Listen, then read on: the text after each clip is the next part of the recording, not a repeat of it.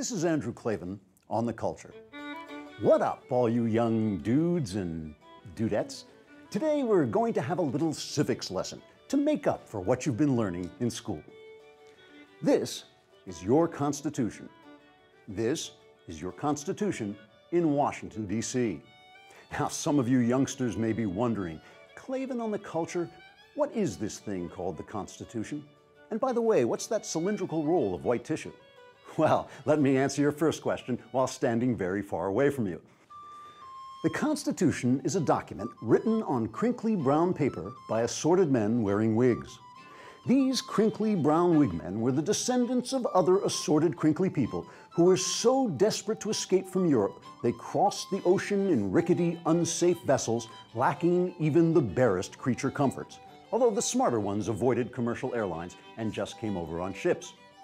The new American crinklies were tired of living under European systems of government that allowed a small group of elites to lord it over ordinary people, instituting poorly conceived programs paid for by taxing the productive, while they themselves sat around drinking their venti half-calf cinnamon mocha frappuccinos and passing off their opinions as facts in the New York Times of Europe. The question was, people love power, and once they get their hands on it, they won't willingly let it go, but will instead connive for more. Actually, that's not a question. In fact, there is no question about it. So, the Americans conceived a clever plan. Disguising themselves as white-haired old women, they dipped feathers in ink because if they were caught with pens, they'd be hanged by the British.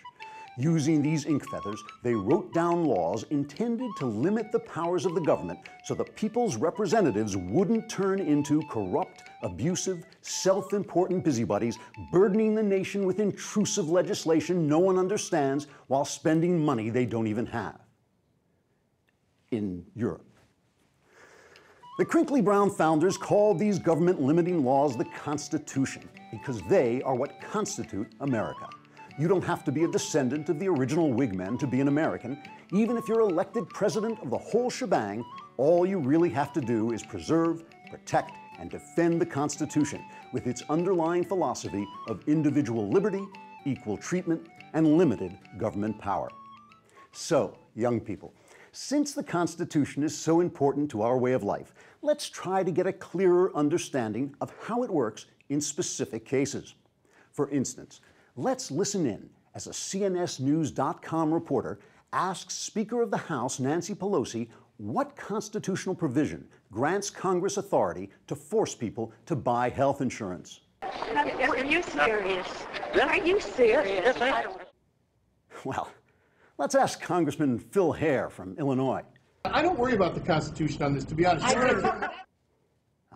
Pete Stark, he's been a California congressman for more than 35 years. Pete, you don't pretend the Constitution lets the federal government do anything, do you? The federal government, yes, can do most anything in this country.